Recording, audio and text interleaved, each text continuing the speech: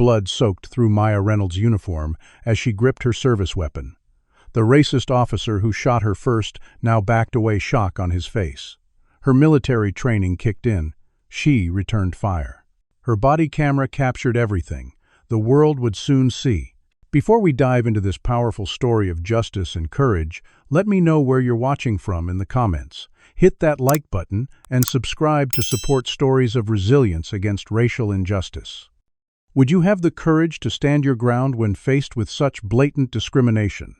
Let's find out how Maya's split-second decision changed an entire city forever. Maya Reynolds was 34 years old, a highly decorated Black Army lieutenant who had proudly served 3 grueling tours in Afghanistan, demonstrating exceptional bravery and leadership skills that earned her numerous commendations. After 12 years of dedicated military service, she had recently returned to her hometown of Oakland, California, a place that held both cherished memories and painful reminders of the systemic racism she had grown up with. As Maya drove through the familiar streets of her childhood neighborhood, memories flooded back of playing basketball at the local courts, studying late at the public library to escape the sounds of sirens and the constant warnings from her parents about how to behave around police officers. These early experiences had partially motivated her decision to join the military after high school graduation, seeking structure, opportunity, and a chance to serve a country she believed could live up to its ideals of equality and justice.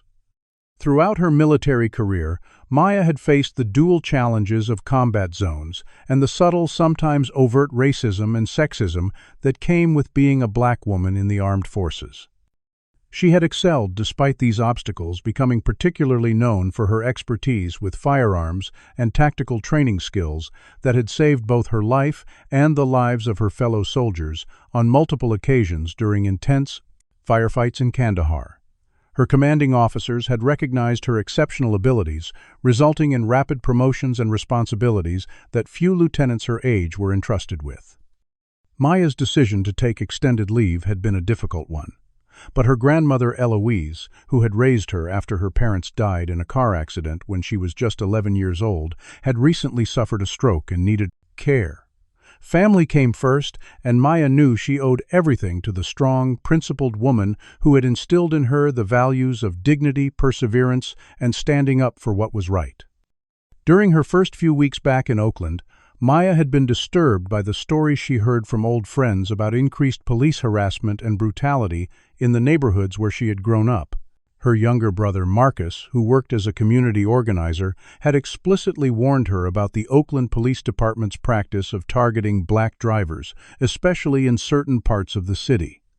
Despite these warnings, Maya had been reluctant to believe things were quite as bad as Marcus described, her years of military service having reinforced her faith in American institutions and the rule of law, even as she acknowledged their imperfections.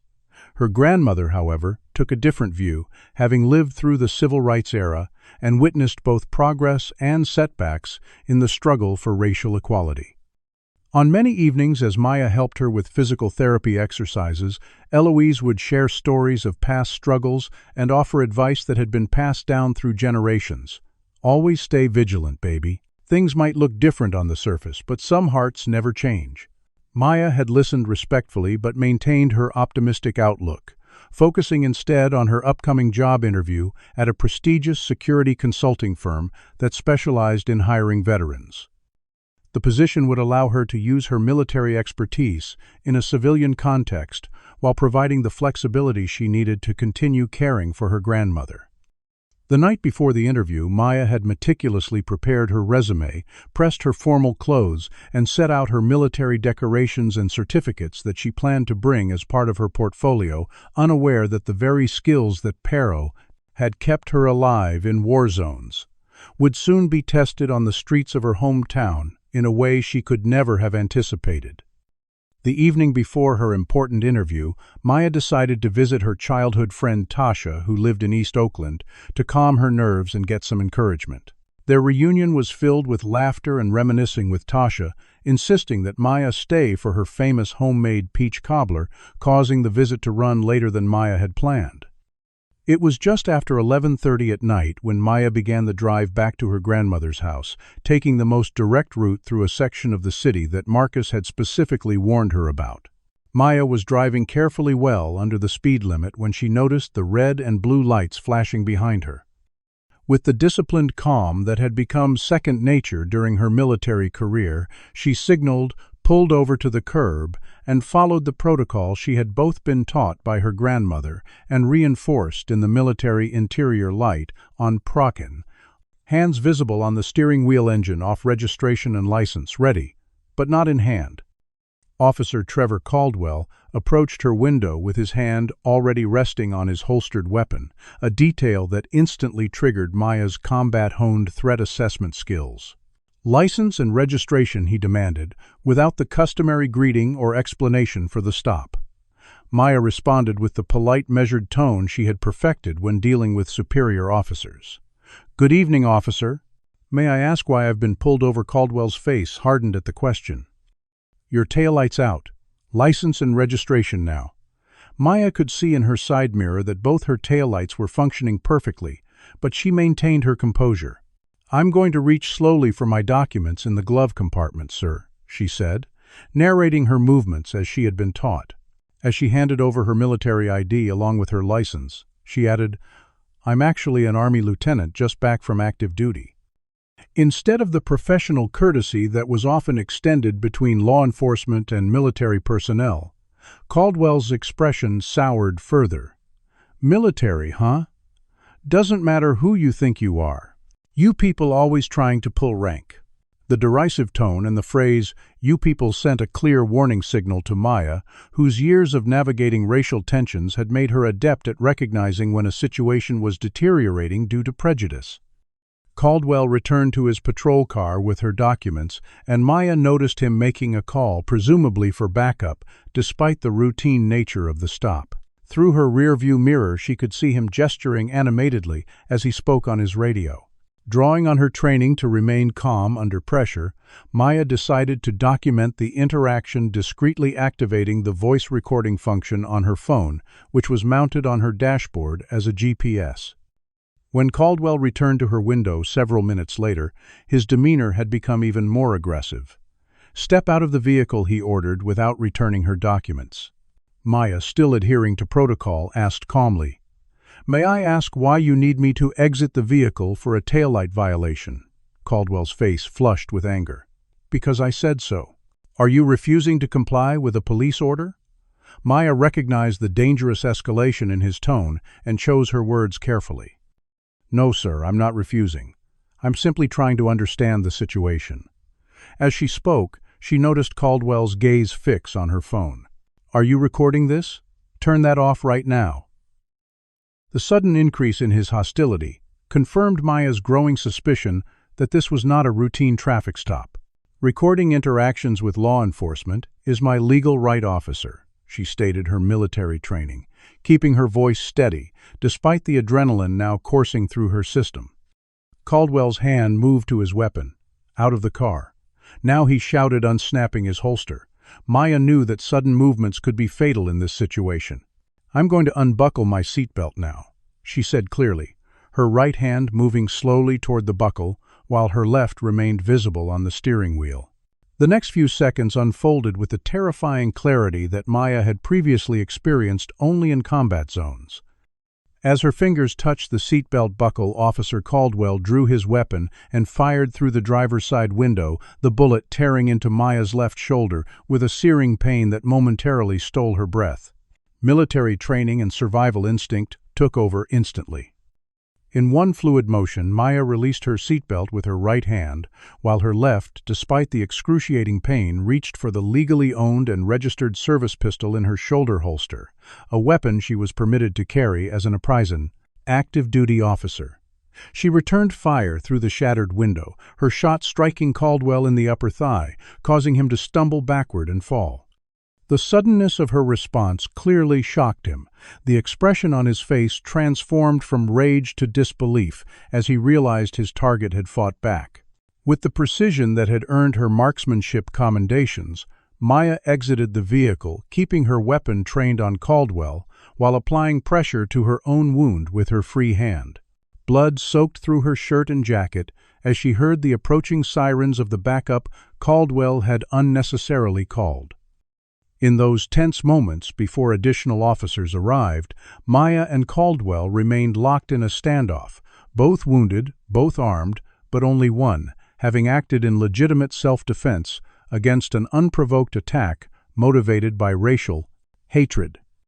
When the backup officers arrived at the scene, they immediately treated Maya as the aggressor, despite her military identification and the fact that she was the one bleeding profusely from a gunshot wound.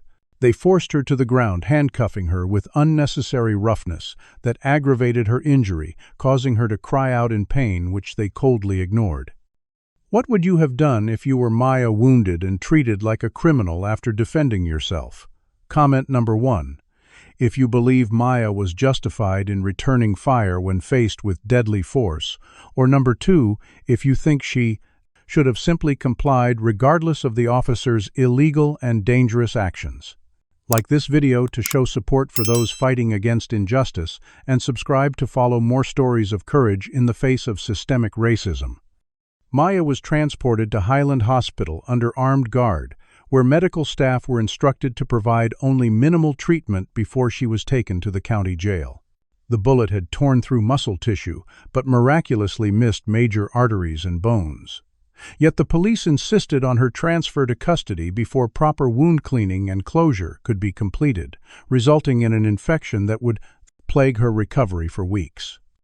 Meanwhile, Officer Caldwell, whose injury was less severe, received comprehensive medical care at a different facility and was being hailed as a hero by his colleagues, who immediately began constructing a narrative portraying Maya as an anti-police radical who had ambushed a dedicated officer performing his duty. What they didn't know was that Maya's phone, knocked from its mount during the chaos, had continued recording the entire incident and had automatically uploaded the footage to her cloud storage account as a safety measure she had set up years ago, after hearing about evidence disappearing in cases of police misconduct. Her brother Marcus, listed as her emergency contact, received notification of the upload and was horrified by what he witnessed in the video, the clear evidence that Caldwell had fired without provocation at his sister, who had done nothing but reach for her seatbelt after announcing her intention to do so.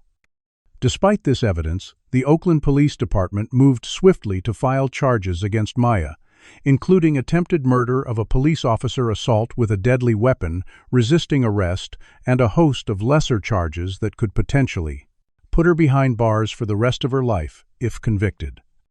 The district attorney, under intense pressure from the powerful police union, held a press conference announcing the charges, during which Maya's exemplary military record was subtly but deliberately distorted with vague references to concerns about her mental state after deployment and history of confrontational behavior, none of which was supported by her actual service record. Maya's first court appearance occurred 3 days after the shooting, while she was still battling infection and pain from her inadequately treated wound. She appeared before Judge Raymond Wilson, known for his law enforcement connections and tough sentencing of defendants of color. Despite having no prior criminal record, being a decorated military officer with deep community ties and posing no flight risk due to her injury, Maya was ordered held on a $1 million bail, an amount so excessive that it prompted audible gasps in the courtroom. Behind the scenes, the Oakland Police Officers Association was mobilizing a substantial PR campaign in support of Caldwell, circulating carefully selected portions of his personnel file that highlighted commendations while burying the numerous civilian complaints against him. They arranged interviews with officers who praised his dedication, while social media accounts linked to police support groups began circulating memes depicting Maya as a dangerous radical. In contrast, Maya's friends from the military quickly organized a defense fund, creating a website that presented her true service record, including commendations for bravery under fire and leadership awards she had received. Her commanding officer, Colonel James Harris, issued a statement expressing shock at the charges and vouching for Maya's character and commitment to duty. This support caught the attention of some independent journalists who began digging into Officer Caldwell's history, discovering a pattern of complaints from Black and Latino drivers, alleging racial profiling, excessive force, and fabricated charges, all of which had been dismissed by internal affairs or settled quietly by the city with non-disclosure agreements. A reporter from the Bay Area Investigative Unit uncovered that Caldwell had been involved in 2 previous shootings of unarmed Black citizens, both ruled justified after investigations that many community activists considered perfunctory at every Black citizens, 2 previous shootings of unarmed Black citizens. Best. The district attorney, Sandra Mitchell, found herself caught between political pressures, with the police union demanding the maximum prosecution of Maya, while community groups and veterans organizations called for all charges to be dropped and for Caldwell to be investigated instead. Mitchell, with an eye toward her upcoming re-election campaign, which relied heavily on police union endorsement, continued to push forward with the case despite growing questions about its merit. Maya's initial legal representation came from an overworked public defender, Darren Lopez, who, while sympathetic to her situation, was juggling over 60 active cases and lacked the resources to mount the vigorous defense her case required. It was during this darkest moment, as Maya lay handcuffed to a hospital bed in the secure ward of the county jail, fighting infection and facing the prospect of decades in prison for defending her own life, that a ray of hope appeared in the form of Eliza Washington, a prominent civil rights attorney who had successfully represented victims of police brutality in high-profile cases across the country. Having seen Maya's story on the national news, Eliza reached out to Marcus with an offer to represent Maya pro bono, recognizing both the injustice of the case and its potential to highlight the broader issue of how Black veterans are treated by the very system they risk their lives to defend. Would you stand up for justice if you were in Eliza's position, taking on powerful police unions and risking your career to defend someone unjustly accused? Comment below and let us know what you think about Maya's case so far. Is this a clear example of racial injustice in the legal system, or is there more to this story than meets the eye? Stay tuned as we uncover how the battle for video evidence becomes the key to exposing the truth in this shocking case of DAC, police brutality, and one soldier's fight for justice. The legal battle over video evidence began immediately after Eliza Washington took over Maya's defense, filing emergency motions to preserve all recordings from the night of the shooting, including Maya's phone footage. Officer Caldwell's body camera, dashboard cameras from all police vehicles at the scene, and any surveillance footage from nearby businesses. The Oakland Police Department, seemingly anticipating this move, claimed that Maya's phone had been damaged beyond recovery during her arrest. A suspicious assertion, given that the cloud upload had completed successfully before the phone allegedly became unusable. Even more concerning was the department's insistence that Officer Caldwell's body camera had malfunctioned during the entire traffic stop, with technical services reporting that no footage was available due to battery failure. Despite department policy requiring officers to check their equipment at the beginning of each shift. Eliza, having faced similar obstacles in previous cases against police departments, was prepared for these tactics, and immediately subpoenaed records from the body camera manufacturer, which revealed that Caldwell's device had been functioning normally and transmitting data until it was manually deactivated minutes before he pulled Maya over. This crucial information was accompanied by a request for a forensic examination of all officers' devices, which Judge Wilson reluctantly granted after Eliza threatened to involve federal authorities under evidence tampering statutes. Meanwhile, Maya's brother Marcus had been working tirelessly to rally community support, organizing peaceful protests outside the courthouse and police headquarters, while establishing the Justice for Maya coalition that brought together civil rights organizations, veterans, groups, and community activists. The coalition's social media campaign, using the hashtag #JusticeForMaya, gained national attention, particularly after several of Maya's fellow soldiers shared stories of her courage under fire and leadership in Afghanistan. creating a powerful counter-narrative to the police union's portrayal of her as a dangerous anti-police radical. The department's efforts to control the narrative suffered another blow when the owner of a convenience store located near the traffic stop contacted Eliza's office, revealing that his security cameras had captured part of the incident from two different angles. The footage, while not showing the initial shooting clearly due to distance and lighting unmistakably, showed Caldwell approaching Maya's vehicle with his weapon already drawn and firing before any threatening movement could be observed. From the car, police supporters attempted to discredit this new evidence by attacking the store owner's character and suggesting the footage had been doctored, prompting Eliza to request an independent forensic analysis by a nationally recognized expert in video authentication. The psychological toll on Maya intensified as she recovered from her physical wound while facing the prospect of spending decades in prison for defending herself. Nightmares plagued her sleep, blending memories of combat in Afghanistan with the trauma of the shooting, often waking her in cold sweats as she relived the moment Caldwell's bullet tore through her shoulder. During one particularly difficult visit, her grandmother Eloise herself, struggling with health issues exacerbated by stress over Maya's situation, reminded her of the family's long history of resilience in the face of injustice. Our people have been fighting these battles for generations, child. You stood your ground like you were raised to do, and the truth will set you free, even if it takes time. As public pressure mounted and the inconsistencies in the police department's story became increasingly apparent, District Attorney Mitchell approached Eliza with a plea offer.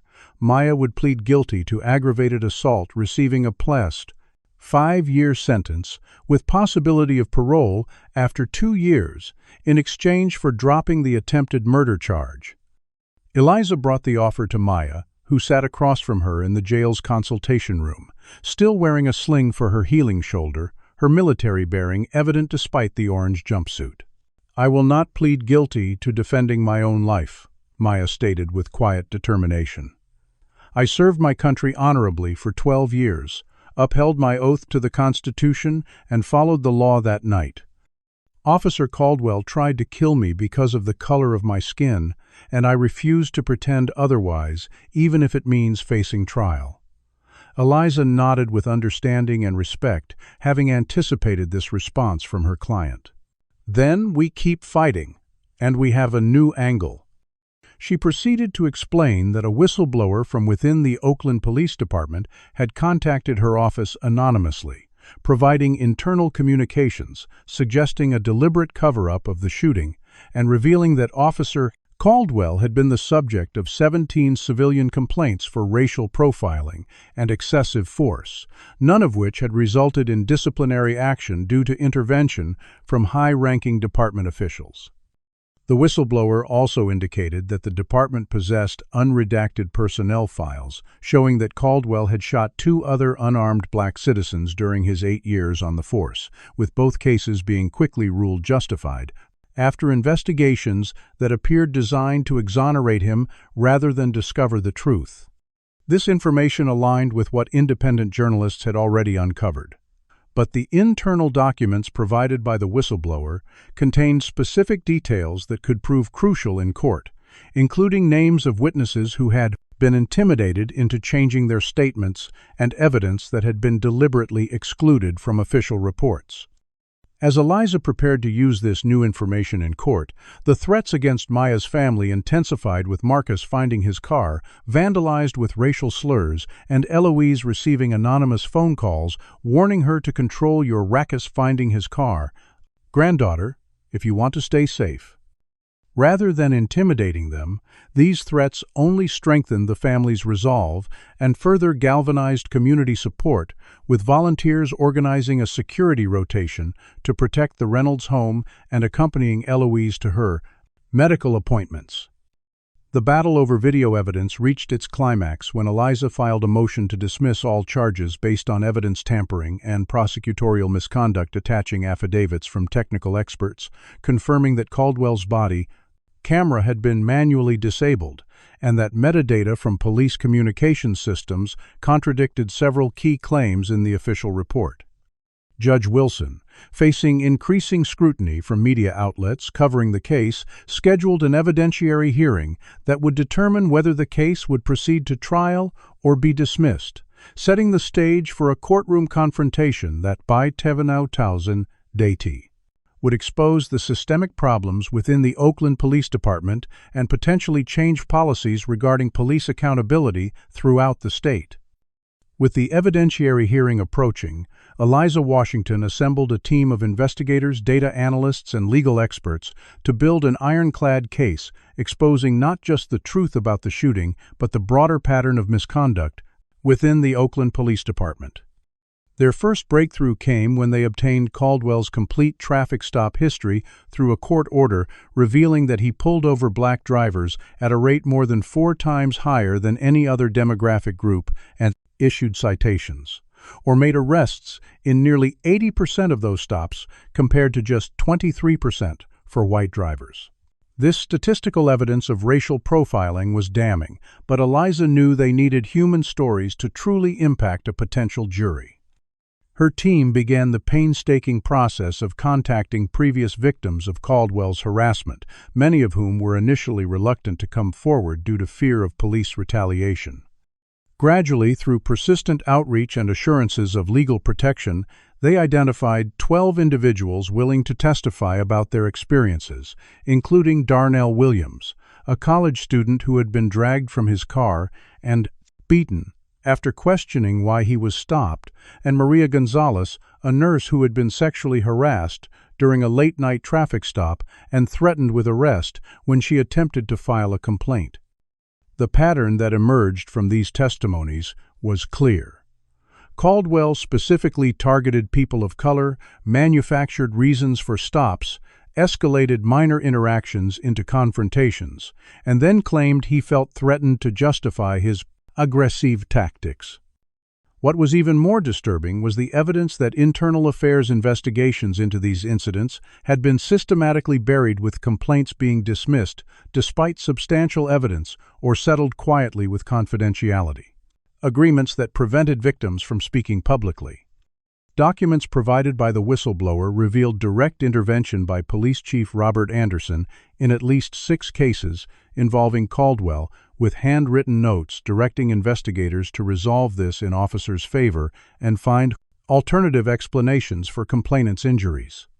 While the legal team built their case, Maya struggled with worsening post-traumatic stress disorder symptoms, experiencing flashbacks triggered by the clanging of cell doors that reminded her of gunfire and hypervigilance that made sleep nearly impossible in the jail's constant noise and activity.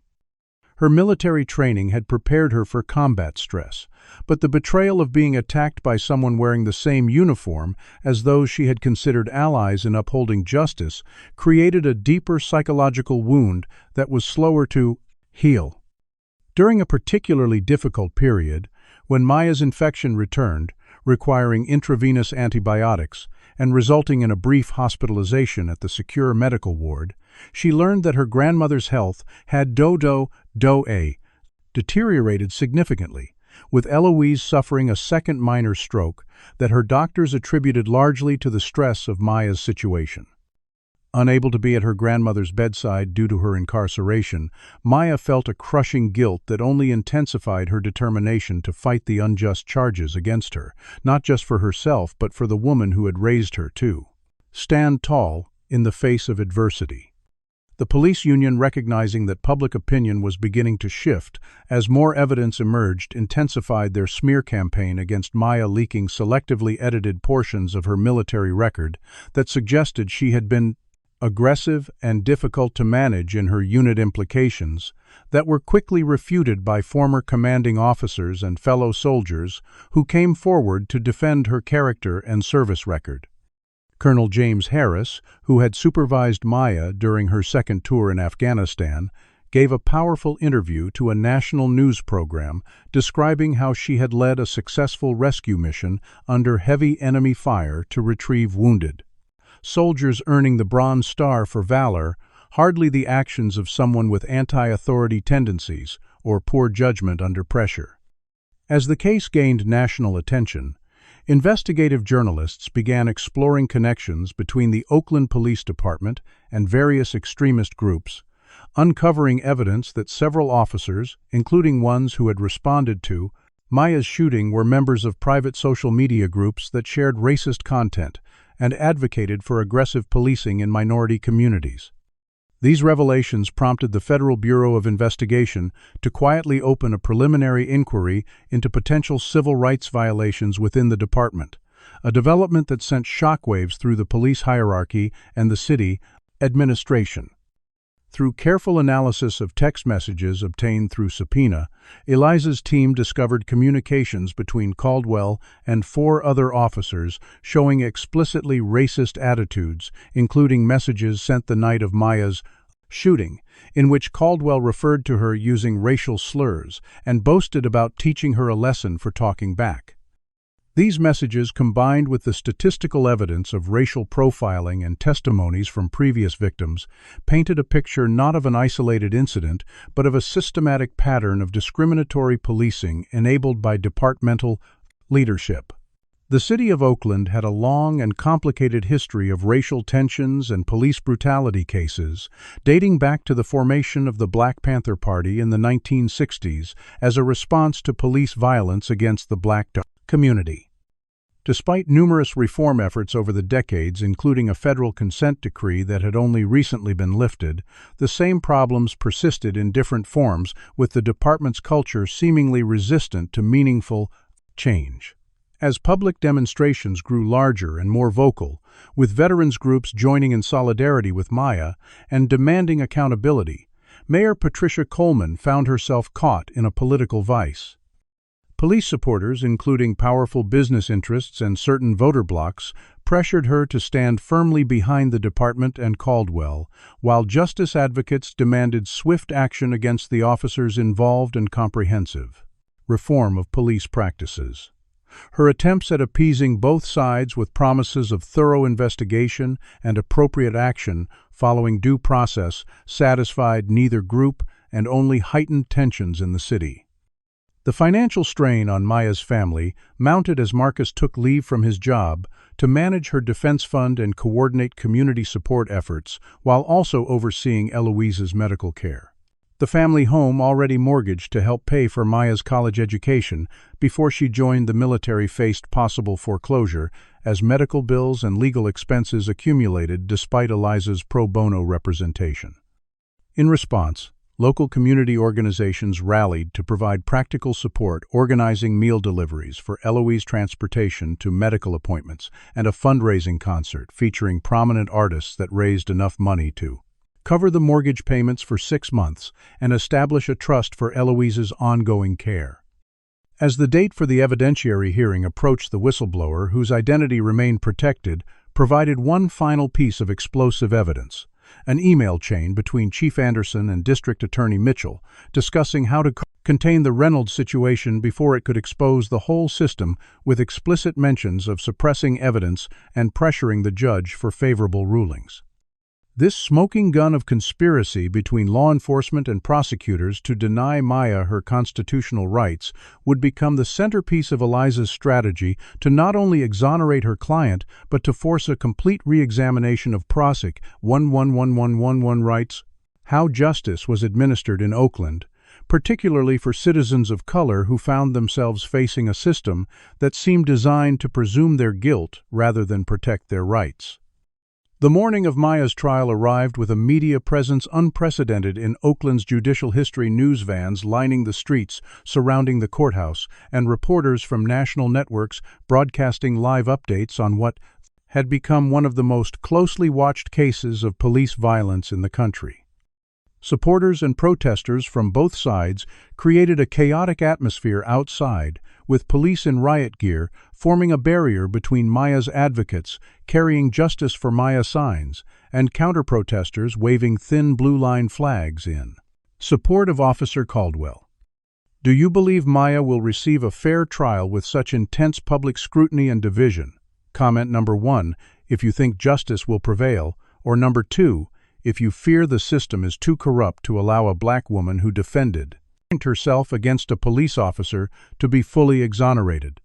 Like this video if you stand for equal justice under law, and subscribe to follow this powerful story to its conclusion. Inside the courtroom, the jury selection process revealed the deep racial divides in the community, with the prosecution using peremptory challenges to exclude several black potential jurors, forcing Eliza to raise multiple Batson challenges, arguing that these exclusions were racially motivated. Judge Wilson, now under scrutiny from judicial oversight committees due to media attention on the case, reluctantly sustained some of these challenges, resulting in a jury that, while not representative of Oakland's demographic makeup at least included 4 black and 3 Latino members among the 12 jurors and 2 alternates. District Attorney Sandra Mitchell personally led the prosecution, understanding the career-defining nature of the case, and opened with a carefully crafted narrative portraying Maya as a combat-hardened veteran suffering from PTSD who had overreacted to standard police procedure due to her military training. Ladies and gentlemen of the jury, Mitchell began her voice projecting confidence and authority. This case is about an officer doing his job, who encountered a subject who brought the battlefield home, with her seeing threats where none existed and responding with deadly force against a public servant. She strategically avoided mentioning race entirely, instead focusing on Maya's military background as both explanation for her actions and subtle suggestion of instability, implying that Maya's experiences in Afghanistan had left her unable to distinguish between enemy combatants and law enforcement officers. When Eliza rose for the defense's opening statement, the contrast in approach was immediately apparent.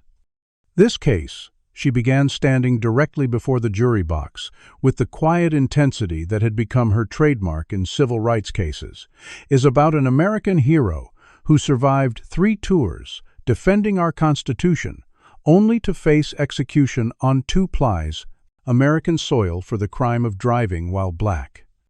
She methodically connected Maya's military service to her actions that night, explaining how her training had both enabled her to survive the unprovoked attack and disciplined her response to use only the force necessary to neutralize the threat, avoiding a fatal shot despite having the skill to deliver one.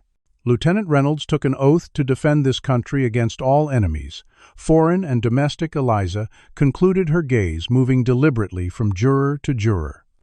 When Officer Caldwell fired into her vehicle without provocation, he became precisely the type of threat she had sworn to stand against, and she responded not as a scared civilian, but as the trained professional she is, with measured force and remarkable restraint given the circumstances. The prosecution's case began with testimony from officers who had responded to the scene, each presenting a version of events that aligned with the department's official narrative, but began to unravel under Eliza's cross-examination as she exposed inconsistencies in their statements and contradictions with physical evidence. The most dramatic moment came when Officer Caldwell himself took the stand, walking with a slight limp from his healed gunshot wound and projecting an image of the dedicated public servant unjustly attacked in the line of duty. During direct examination, he described a routine traffic stop that escalated when Maya allegedly became confrontational and threatening, claiming she had reached for her weapon first and that he fired only after seeing the gun in her hand. Throughout his testimony, he used subtle, racist dog whistles, repeatedly referring to Maya as aggressive and intimidating, while describing his own actions as by the book and necessary for public safety.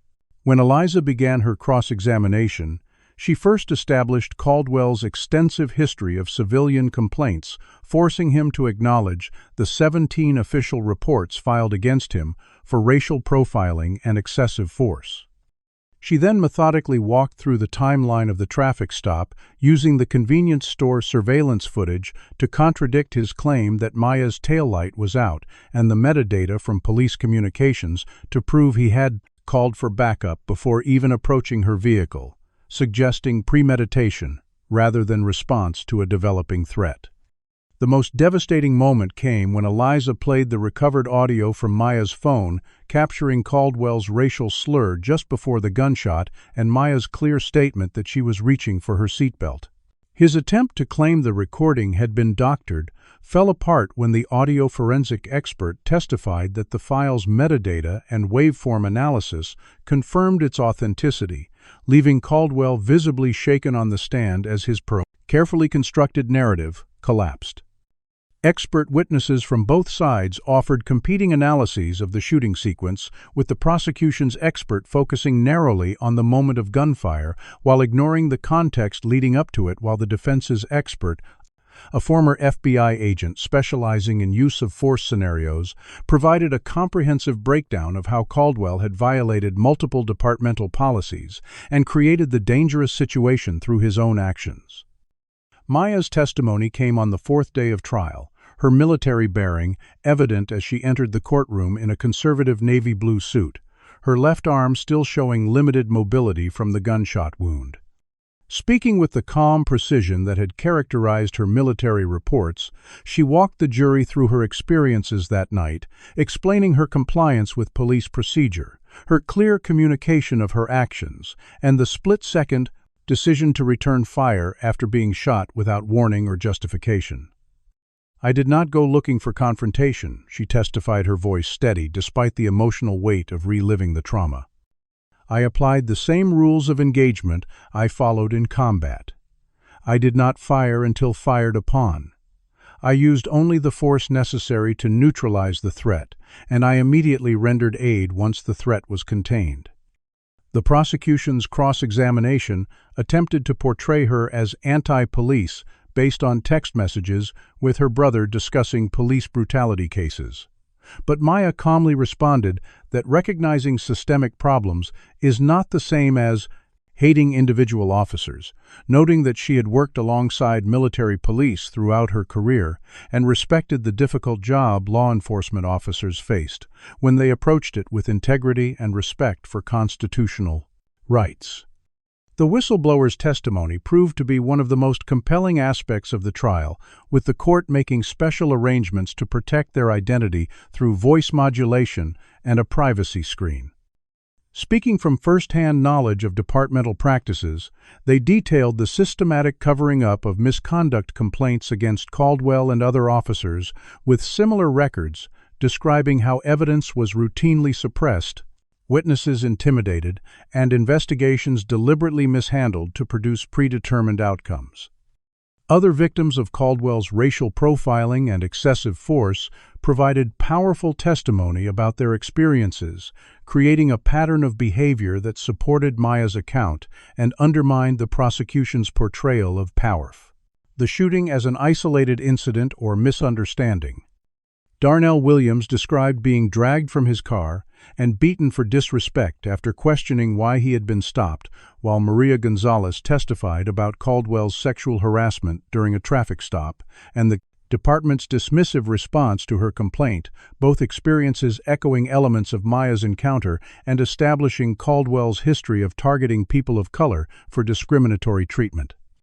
The arrival of Colonel James Harris, who had flown in from his current posting in Germany to testify on Maya's behalf, created a stir in the courtroom as he appeared in full-dress uniform adorned with combat medals. His testimony about Maya's exemplary service record leadership qualities and precise decision-making under extreme pressure provided crucial context for understanding her actions during the shooting. Lieutenant Reynolds was known in our unit for her exceptional judgment in determining appropriate use of force, he stated firmly. In situations where others might panic, she remained calm and measured in her response, qualities that saved numerous lives during high-risk operations. As the trial progressed, the prosecution faced increasing challenges from Judge Wilson, who now, under the spotlight of national media attention, began making rulings that contrasted with his initial bias toward law enforcement. His exclusion of certain evidence favorable to the defense prompted Eliza to make frequent objections and requests for sidebar conferences, creating a record for potential appeal if necessary. The strain of the high-profile trial showed on the jury as well, with several members appearing visibly affected by the emotional testimony and graphic evidence presented. Despite the judge's instructions to avoid media coverage of the case, The pervasive public discourse made total isolation from outside influence practically impossible, raising concerns about how external pressures might impact their deliberations. The trial took a dramatic turn when Eliza called an unexpected witness, Richard Delaney, a former Oakland police officer who had worked with Caldwell and had since left the department. Delaney testified about a conversation in which Caldwell had boasted about keeping those people in line in predominantly black neighborhoods, specifically mentioning techniques for provoking confrontations that would justify use of force. This testimony, combined with the text messages and pattern of complaints, created a devastating portrait of an officer who systematically targeted black citizens for harassment and violence, with Maya being simply the latest victim who, unlike those before her, had the training and ability to defend herself against his aggression. As the trial entered its second week, both the prosecution and defense prepared for closing arguments, with the city of Oakland holding its collective breath and the rest of the nation watching closely for the outcome of a case that had come to symbolize both the reality of racist policing and the double standard applied to black citizens who acted in self-defense against law enforcement. Would you have the courage to stand against a system that seems designed to protect its own at the expense of justice? Leave your thoughts in the comments below and stay with us as we witness the verdict that could either reinforce the battered "when you have the wake, 1-7 matter" status quo or signal the beginning of real accountability in policing. The jury deliberations stretched across 5 tense days, during which the city of Oakland seemed suspended in a state of anxious anticipation. Businesses in the downtown area boarding up windows as a precaution, while community organizations held vigils and prayer circles for a just outcome. Inside the deliberation room, the 12 jurors grappled with complex legal instructions, mountains of evidence, and the weighty implications of their decision for both Maya personally and the broader issues of police accountability, racial justice. The jury had sent several notes to Judge Wilson requesting clarification on legal standards for self-defense and the definition of reasonable fear for one's life, suggesting they were carefully considering Maya's justification for returning fire rather than simply accepting either side's narrative at face value. Outside the courthouse, the crowds of demonstrators grew larger each day, with Maya's supporters now joined by delegations from veterans, groups, civil liberties, organizations, and community activists from across the country. Their peaceful presence a powerful contrast to the heavily armed police officers forming perimeters around them. News helicopters circled overhead, broadcasting live images of the gathering masses to a national audience increasingly invested in the outcome. On social media, the hashtag number Justice for Maya had generated millions of posts, with celebrities, athletes, and political figures weighing in on the case's significance for American race relations and the treatment of veterans by the system they had sworn to defend. Maya herself remained in custody during deliberations, spending hours in meditation techniques she had learned, during military stress management training, preparing herself mentally for either outcome, while maintaining the disciplined composure that had become her hallmark throughout the ordeal. Her brother Marcus divided his time between visiting her, caring for their grandmother Eloise, whose health had stabilized but remained fragile, and coordinating with community organizers to ensure that public demonstrations remained peaceful, regardless of the verdict. When word finally came that the jury had reached a decision, the courtroom filled to capacity within minutes, with national news networks interrupting regular programming for live coverage of the verdict announcement. Maya stood at attention beside Eliza as the jury filed in their faces, giving no indication of their decision, as they avoided eye contact with both the defendant and Officer Caldwell, who sat at the prosecution table with a carefully constructed expression of professional concern. The foreman, a middle-aged Latino man who worked as a high school principal, handed the verdict form to the court clerk, who passed it to Judge Wilson for review before it was read aloud. The judge's expression remained inscrutable as he returned the document, and the entire courtroom held its breath as the clerk began to read. On the count of attempted murder of a peace officer, we find the defendant, Maya Reynolds, not guilty. A collective gasp rippled through the courtroom, followed by muffled sobs of relief from Maya's supporters. On the count of assault with a deadly weapon, we find the defendant not guilty. The tension visibly drained from Maya's shoulders, though her military bearing prevented any overt display of emotion. On the count of resisting arrest, we find the defendant not guilty. The clerk continued through the lesser charges, all resulting in acquittals until reaching the final count. On the charge of reckless discharge of a firearm, we find the defendant guilty.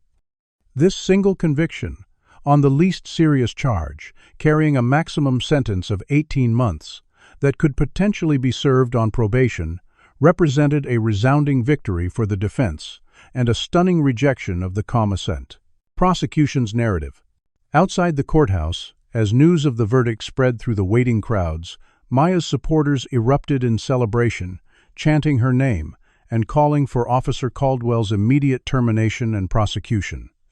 In other parts of the city, however, the reaction was more volatile, with anger at what some police supporters viewed as an attack on law enforcement, leading to confrontations with those celebrating the verdict. By nightfall, isolated incidents had escalated into more serious disturbances in several neighborhoods, with reports of property damage, vehicle fires, and clashes between protesters and police units deployed in riot gear. Mayor Coleman, whose attempts at appearing neutral throughout the trial had satisfied neither side, held an emergency press conference announcing a temporary curfew and authorizing additional police presence on the streets, decisions that only inflamed tensions further, as many community members viewed them as protecting property over addressing the underlying injustice that had brought the city to this breaking point. Governor Jennifer Harmon, monitoring the situation from Sacramento, made the controversial decision to activate National Guard units as a precautionary measure, creating the surreal scenario of military personnel potentially facing off against a fellow soldier who had become a symbol of resistance against systemic racism. For Maya, the bittersweet victory of near-total acquittal was tempered by the knowledge that her case had become a flashpoint for the very divisions in American society that she had hoped her military service would help heal.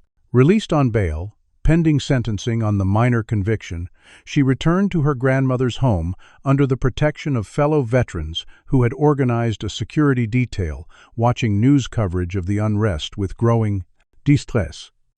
"This isn't what I wanted," she confided to Marcus, as they watched footage of confrontations between police and protesters. "People are getting hurt because of what happened to me." Her brother placed a hand on her uninjured shoulder and replied, "Not because of you, Maya. Because of a system that's been hurting people for generations. You just happen to be the one who fought back and survived to tell about it." Recognizing her unique position and moral authority in the escalating situation, Maya made the difficult decision to address the public, directly working with Eliza and community leaders to arrange a press conference on the steps of her grandmother's church. Standing before a forest of microphones, still wearing a sling for her healing shoulder, Maya delivered a powerful statement calling for peace while refusing to compromise on the demand for justice. "I understand the anger and frustration that has spilled into our streets. I've felt that same anger. But as someone who has seen the destructive power of violence up close, both in war zones abroad and now in my hometown, I cannot condone actions that harm our community or put more lives at risk. We must channel our justifiable outrage into sustained pressure for meaningful change, not momentary destruction that will only reinforce stereotypes and justify further oppression." Her words, delivered with the same calm authority that had characterized her testimony, had an immediate impact in reducing tensions in some areas, though isolated incidents continued as night fell. The following morning brought news that would dramatically shift the trajectory of events.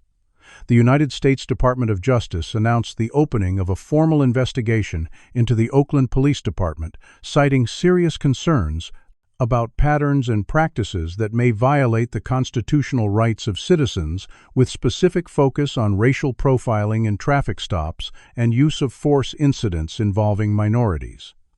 This federal intervention, coming less than 24 hours after Maya's verdict, sent shockwaves through the police department and city administration, with Chief Anderson announcing his temporary leave of absence pending the investigation's outcome, a transparent attempt to distance himself from the inevitable findings.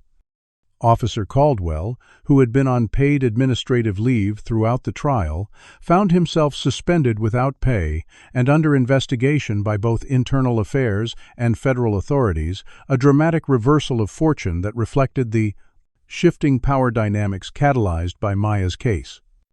The victims of Caldwell's previous misconduct emboldened by Maya's victory, and the federal investigation began filing civil suits against both Caldwell personally and the department that had protected him, with Eliza, Washington's firm, offering to represent several of them pro bono.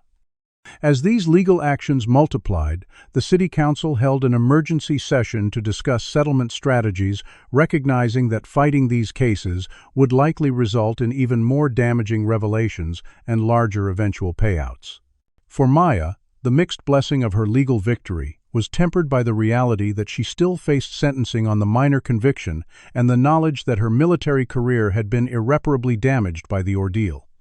Even with the overwhelming evidence of her justified self-defense, the fact remained that she had discharged a weapon against a police officer, a circumstance that would make her return to active duty highly problematic, regardless of the context. As she awaited her sentencing hearing scheduled for 1 month after the verdict, Maya found herself in the unexpected position of reluctant symbol, her name and image appearing on T-shirts, murals, and social media profiles of people she had never met but who saw in her story the embodiment of both injustice and resistance. The national conversation about racial justice and police accountability that had been building for years found in Maya Reynolds the perfect storm of sympathetic victim and empowered survivor, a decorated soldier who had fought for her country only to be attacked by those sworn to protect it, and who had defended herself with the very skills the military had taught her. While Maya awaited sentencing on the minor firearms charge, Eliza Washington launched an aggressive post-trial strategy, filing an appeal on the single conviction based on newly discovered evidence of jury tampering. An anonymous tip had led investigators to messages between a police union representative and the brother of one juror, suggesting inappropriate influence that could invalidate even the sole remaining charge against Maya. Judge Wilson, now keenly aware of the national spotlight on his courtroom and the scrutiny of judicial oversight committees, granted an emergency hearing on the matter and, faced with compelling evidence of external pressure on the jury, made the unusual decision to set aside the conviction pending further investigation. This ruling effectively released Maya from all legal jeopardy for the time being, allowing her to begin rebuilding her life after months of incarceration and court proceedings. The day Maya walked out of the courthouse, completely free for the first time since the shooting, was one of profound emotional contrasts. The joy of vindication mingled with the sobering awareness of how close she had come to spending decades behind bars for defending her own life. The reunion with her grandmother Eloise, who had been too frail to attend most of the trial but had insisted on being present for this moment, reduced the normally stoic soldier to tears as she embraced the woman who had raised her to stand firm in her principles. "I told you the truth would set you free," Eloise whispered in her ear, her voice frail but determined. "Now we make sure this never happens to anyone else."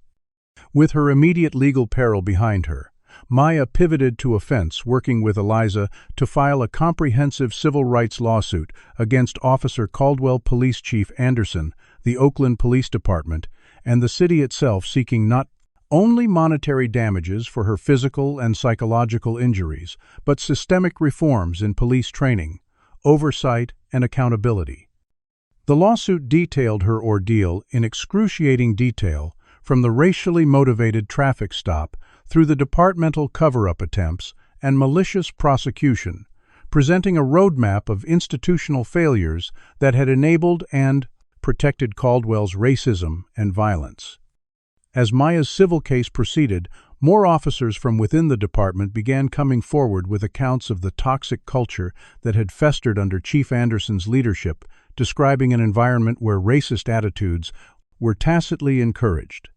Excessive force against minorities was celebrated, and officers who raised concerns were ostracized or assigned to undesirable positions. One veteran officer, Sergeant Michael Torres, provided particularly damning testimony about a group within the department known informally as the Cleaners, who specialized in manipulating evidence and crafting reports to justify questionable uses of force, especially in cases involving Black and Latino citizens. These revelations caught the attention of investigative journalist Rebecca Chen, who had been following Maya's case from the beginning and now expanded her focus to examine the broader patterns of misconduct within the department. Her three-part exposé, published in the Bay Area Chronicle and subsequently picked up by national outlets, meticulously documented decades of abuse cover-ups and failed reform efforts, placing Maya's experience in the context of a deeply entrenched system of racialized policing that had persisted despite multiple consent decrees and oversight commissions. The Department of Justice investigation, meanwhile, moved forward with unprecedented speed and scope, with teams of federal investigators interviewing current and former officers, reviewing thousands of incident reports and body camera footage, and analyzing traffic stop data that revealed stark racial disparities in enforcement actions. Their preliminary findings, leaked to the press by sources within the Justice Department, confirmed systematic violations of constitutional rights, particularly in predominantly Black neighborhoods, and identified specific policies and practices that enabled discriminatory policing while shielding officers from accountability. As public awareness of these systemic issues grew, Maya found herself increasingly called upon to speak at community events, university panels, and legislative hearings about police reform. Despite her natural reserve and preference for privacy, she recognized the power of her unique perspective as both a military officer and victim of police violence, using her platform to advocate for changes that would protect other citizens from experiencing similar injustice. "I took an oath to defend the Constitution against all enemies. Foreign and domestic" became her signature opening at these events, and that oath doesn't expire when the uniform comes off. The high-profile nature of Maya's case and her growing role as an advocate for police accountability made her a target for those resistant to change, with death threats arriving regularly at her grandmother's home and online harassment campaigns attempting to discredit her character and military service. These threats necessitated difficult decisions about security, with Maya reluctantly accepting the need to move her grandmother to a secure location outside Oakland, a gated community in Walnut Creek, where veterans organizations provided discreet security measures to ensure Eloise's safety, while she continued her recovery from health issues exacerbated by the stress of Maya's ordeal. The police union, facing unprecedented scrutiny and declining public support, fought back with aggressive legal and public relations strategies, hiring a crisis management firm to portray reform advocates as anti-police extremists and filing motions to limit the scope of both Maya's civil suit and the federal investigation. Their attorneys argued that allowing either to proceed without restrictions would have a chilling effect on officer discretion and endanger public safety by making officers hesitant to act decisively in threatening situations, claims that rang hollow, given the overwhelming evidence of systematic abuses uncovered in recent months. Throughout this tumultuous period, Maya found strength and protection in the unwavering support of her former military colleagues, many of whom had taken leave from their current positions to stand by her side during the trial and its aftermath. A rotating security detail of combat veterans led by her former platoon sergeant, Master Sergeant Dwayne Jefferson, ensured that Maya could attend public events and legal proceedings without fear for her safety. Their quiet, professional presence sending a clear message that she was not standing alone against the powerful interests aligned against her. The most shocking development in the aftermath of Maya's acquittal came when Eliza's investigative team uncovered evidence of a deliberate conspiracy among high-ranking police officials to target military veterans of color for harassment and excessive force. Internal communications obtained through Maya's civil discovery process revealed discussions about veterans being particularly problematic in certain neighborhoods because they know their rights and question authority with specific mentions of traffic stop tactics designed to provoke confrontations with former military personnel that could justify escalation and arrests. This evidence of an explicit policy targeting those who had served their country created outrage across the political spectrum, with veterans groups from diverse ideological backgrounds uniting in condemnation of the Oakland Police Department and demanding congressional hearings on the issue. The pressure for reform reached City Hall, where Mayor Coleman, recognizing that her political future now depended on demonstrating meaningful action, announced a comprehensive overhaul of police department leadership and policies, including the permanent removal of Chief Anderson, the creation of a civilian oversight board with actual disciplinary authority, and mandatory retraining of all officers in constitutional rights and implicit bias. These changes, while significant, were widely viewed as belated attempts to get ahead of the more sweeping reforms likely to be mandated by the Department of Justice investigation, which had expanded to examine similar patterns in other departments across the state. Exactly 1 year after the night Maya Reynolds was shot by Officer Caldwell during a racially motivated traffic stop, a landmark ruling from the federal court system provided the closure and vindication she had fought so hard to achieve. Judge Amelia Rodriguez of the Ninth Circuit Court of Appeals issued a comprehensive decision that not only overturned Maya's single remaining conviction based on evidence of jury tampering, but explicitly affirmed her constitutional right to self-defense against unlawful police violence. The strongly worded ruling stated that no badge grants immunity from the natural right of self-preservation when faced with unlawful deadly force, establishing a precedent that would influence cases throughout the western states and potentially nationwide. The judge's conclusion that Maya had responded with appropriate and measured force to an imminent threat to her life, demonstrating the same discipline and judgment she had shown in military service, represented a complete vindication of her actions and character. This legal victory was quickly followed by another. A federal grand jury indicted Officer Trevor Caldwell on multiple charges, including civil rights violations, attempted murder, filing false reports, and obstruction of justice. In an unprecedented expansion of accountability, the indictments also named former police chief Robert Anderson and 3 other commanding officers as co-defendants in a conspiracy to violate citizens' civil rights through policies, practices that encouraged racial profiling and excessive force, particularly against Black residents and military veterans of color. The city of Oakland, facing both the federal case and Maya's civil lawsuit, with its damning evidence of systematic misconduct, opted to settle the civil claims for $28 million, rather than risk a public trial that would expose even more departmental wrongdoing. Maya, true to the character that had defined her military service and her fight for justice, announced that she would use the majority of the settlement to establish the Reynolds Justice Foundation, a nonprofit organization dedicated to providing legal representation for victims of police brutality and advocating for meaningful reforms in law enforcement practices nationwide. "No amount of money can restore what was taken from me that night," she explained at the press conference, announcing the foundation's creation. "But these resources can help ensure that other victims of injustice don't face the system alone as I nearly did." Maya's experience and eloquent advocacy made her a powerful voice in the national conversation about policing and racial justice, culminating in her invitation to testify before a congressional committee examining the targeting of military veterans by law enforcement, particularly veterans of color. Her testimony, delivered with the same calm precision that had characterized her military reports and court appearances, detailed not only her personal ordeal, but the broader pattern of harassment and violence against those who had served in their country, only to be treated as threats by the very system they had sworn to defend. "We train soldiers to respond to threats with discipline and proportional force," she explained to the committee, "then criminalize them for using that same training to survive encounters with officers who fail to uphold their own oaths."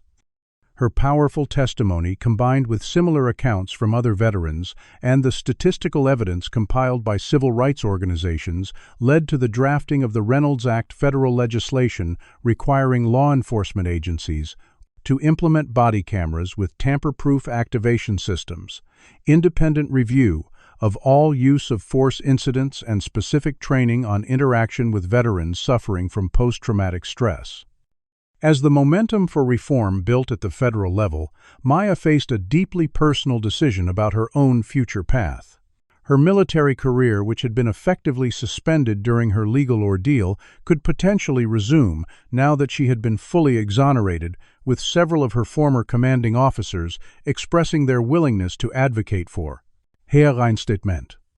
Alternatively, her growing influence as an advocate for police reform and racial justice offered a different kind of service to the country she had always been committed to improving. The decision was complicated by her grandmother Eloise's improving health, as the elderly woman had flourished once the stress of Maya's legal jeopardy was lifted, her resilient spirit reasserting itself as she became an informal advisor to the foundation, bearing their family name. Whatever path you choose, Eloise counseled during one of their regular strategy sessions for the foundation, make sure it's one where you can look in the mirror each morning and know you're using your gifts to their fullest. The city of Oakland itself underwent a profound transformation in the wake of Maya's case and the subsequent federal intervention. The complete replacement of police department leadership, combined with new recruitment training and accountability measures, began showing measurable results in reduced use of force incidents and complaints from minority communities. More surprisingly, an unexpected alliance formed between reform-minded officers who had long been silenced within the department's toxic culture and community activists who had previously viewed all police with suspicion. Both groups recognizing that meaningful change required cooperation rather than continued antagonism. Among the most remarkable developments was the evolution of former District Attorney Sandra Mitchell, who had so aggressively prosecuted Maya despite the evidence of Caldwell's misconduct. After losing her re-election bid to a reform candidate, Mitchell underwent what appeared to be a genuine reassessment of her career and values, eventually publishing a candid memoir about her recognition of how political ambition and institutional loyalty had led her to participate in injustice. She reached out to Maya personally to apologize and subsequently joined the criminal justice reform movement, bringing an insider's perspective to the push for prosecutorial accountability. On the anniversary of the shooting, the community came together for a day of reflection and commitment to continued progress with Maya as the keynote speaker at an event that drew thousands to Lake Merritt. Standing before the diverse crowd that included fellow veterans, community activists, reform-minded police officers, and ordinary citizens tired of division, she offered a message of cautious optimism. "A year ago tonight, I was fighting for my life, first against a bullet fired in hatred, then against a system designed to protect that hatred rather than the citizens it wounds. Today I stand before you, not just as a survivor of that system, but as a witness to what determined resistance and unity of purpose can accomplish when we refuse to accept injustice as inevitable." The most profound revelation came during the federal prosecution of the officers involved in the conspiracy to target veterans of color, when evidence emerged connecting the Oakland Department's practices to a nationwide network of law enforcement agencies and officials who had implemented similar discriminatory policies. Digital communications obtained through federal warrants revealed coordination between police departments in multiple states and connections to certain political figures who had privately encouraged aggressive policing in minority communities, while publicly denouncing the resulting protests as unjustified. This exposure of corruption reaching to the highest levels of state government prompted investigations in multiple jurisdictions and renewed calls for comprehensive federal oversight of local law enforcement practices. For Maya personally, the final chapter of her journey through injustice and vindication arrived with an invitation to run for a seat on Oakland's newly empowered police commission, which under the reforms implemented after her case had been granted unprecedented authority to review officer conduct, recommend disciplinary actions, and shape departmental policy. The position would allow her to ensure that the hard-won reforms continued and evolved rather than being gradually undermined as public attention inevitably shifted to new crises, a pattern that had derailed previous reform efforts. As she considered this new opportunity to serve her community, Maya reflected on the extraordinary journey from that night when Officer Caldwell had fired into her car without provocation to the systematic changes her resistance had helped catalyze. The physical wound in her shoulder had healed, leaving a scar that still ached in cold weather. But the deeper wounds to her faith in American institutions were also healing through her work to transform them. The military had taught her that the most effective way to change a flawed system was from within, applying pressure at the structural points where improvement was most needed while supporting those elements that functioned as intended. "What do you think?" Maya Marcus asked as they discussed the police commission opportunity during a family dinner at Eloise's new home, where the three generations gathered weekly to share meals and strategy sessions for the Eloise's new home. Foundation's ongoing work. You've already changed this city more than most people could in a lifetime. Is this the next battlefield? Maya looked from her brother to her grandmother, whose strength and wisdom had guided her through the darkest moments of the past year, and smiled with the quiet confidence that had carried her through war zones, a racially motivated shooting, and a justice system that had nearly sacrificed her to protect its own. "Not a battlefield this time," she replied, her decision crystallizing as she spoke. "A building site. We've torn down what didn't work. Now we need to build something better in its place, something that actually delivers the justice and protection that everyone deserves, regardless of their skin color or zip code."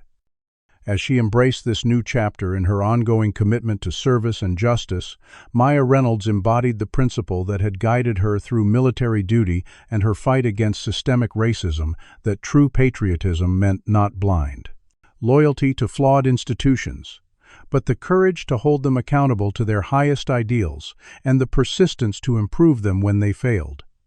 Her story had become more than a personal triumph over injustice.